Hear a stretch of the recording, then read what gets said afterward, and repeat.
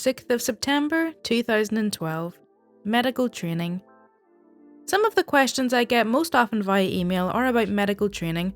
Not necessarily my medical training, but about medical school in general, surgical training, and what it takes to do what I do. In the past day, I've gotten email requests for blogging about both my training and medical school, so it seems like these might be some good topics to discuss. Let me start by saying that being a doctor is pretty damn cool. I can think of very few professions that get a big of an ooh when someone asks me what I do for a living, especially when I tell them I'm a trauma surgeon and explain what I do. Yes, I'll admit it's glamorous as hell, and it's a hell of a lot of fun. I didn't know that when I decided to become a doctor at age 5. I remember visiting my grandfather's office. He was a general practitioner, and playing with all his cool instruments and thinking, I want to use these when I get older. Getting to medical school was difficult, as expected.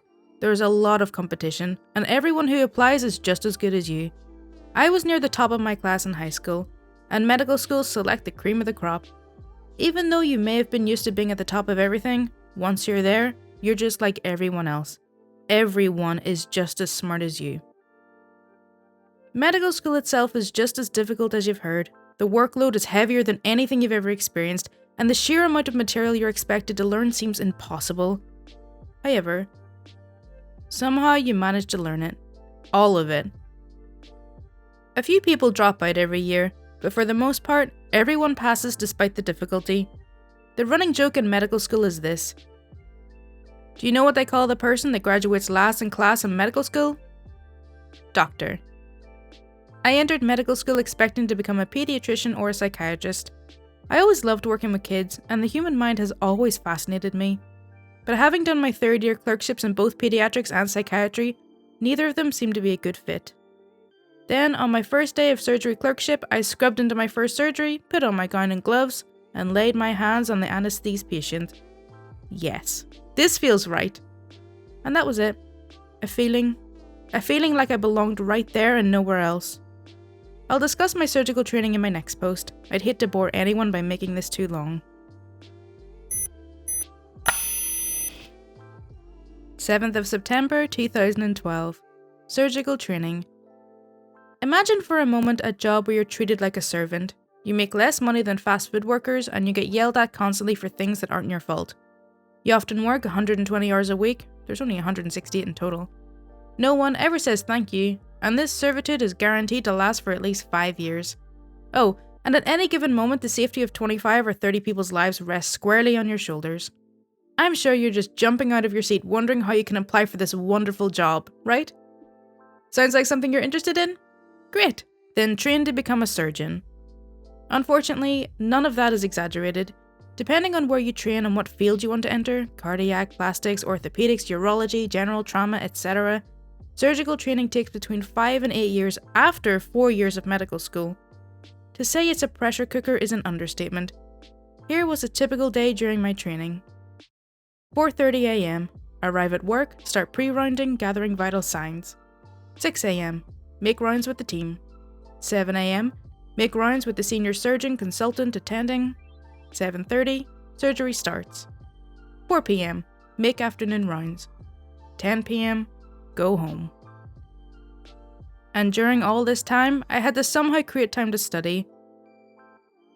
In all specialties across medicine, there are 2 major components to the training. A. Learn how to be a doctor and take care of patients. And B. Learn about all the stuff that can possibly go wrong with every part of the body. In surgery, however, there is a very unique third component. C. Learn how to fix all that stuff. The only way to learn how to operate is to see it and then do it. But we also have to learn why we're doing the surgery, when to operate, and even more importantly, when not to operate. We then have to learn what to do when there's a complication with surgery. If something goes wrong, it has to be fixed, and there are so many things that can go wrong it will make your head spin. Head spinning is not one of the complications I'm talking about. In addition to working during the day, there's also the dreaded call. This means staying in the hospital overnight, responding to phone calls in the middle of the night from frantic nurses about fevers, bleeding, patients falling out of bed, hiccups, seriously, and anything else that pops into their heads. It also means seeing patients in the emergency room, assisting with surgery, and trying to steal a minute or two of sleep while praying that your pager doesn't go off again. My first year of training was by far the worst, but it only got marginally better after that. The hours got a tiny bit better, perhaps only 100 to 110 hours a week, but the responsibility was much greater as the training progressed. I had gotten married a few weeks before I started my training, and this whole process strained my marriage to its very limit.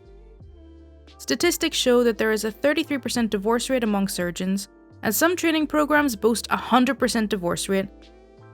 Something they seem proud of, as if they're saying, "Our trainees work so hard there is no time left for spouses." I somehow managed to get through my 5 years of training, and best thing to come out of those seemingly endless years of torture was my beautiful daughter, who was born midway through my 4th year. The best advice I can give anyone going through this process, or even considering it, is to put family first. Good training is very important, but nothing is more important than family. 10th of September 2012. A woman scorned. Heaven has no rage like love to hatred turned, nor hell a fury like a woman scorned. William Congreve, The Morning Bride. We shall find no fiend in hell can match the fury of a disappointed woman. Kalica, Love/Shift. It seems I'm not the only one that knows not to piss off a woman. Sure, men can get angry and cause mayhem, but when a woman gets mad at you, you'd better run. Fast. Unfortunately, this next patient never figured that out. A very drunk man was brought to me this past weekend, having been stabbed in the neck. In the neck!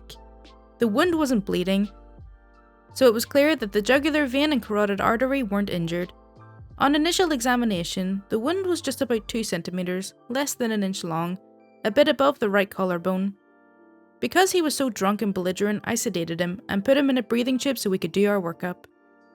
Once he was sedated, I wanted to assess how deep the wound was, so I put my finger in the wound. My entire finger. It takes a lot of force to plunge a knife that deep, so this was obviously done by someone thoroughly enraged. My secondary exam of the rest of him only showed no other injuries and a tattoo of Mary on his left chest, not her real name. After a battery of further tests, it turned out that no major structures were damaged, and I sutured the wound closed.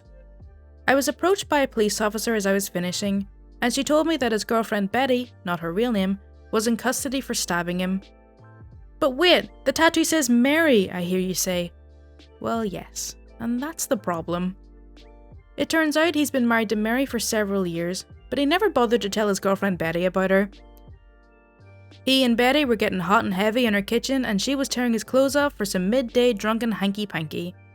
He was too drunk to remember to keep his shirt on, which he had done every other previous time, so she couldn't see the tattoo.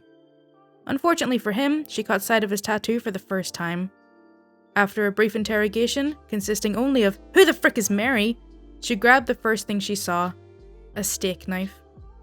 And now you never have to wonder why I treat my wife so well.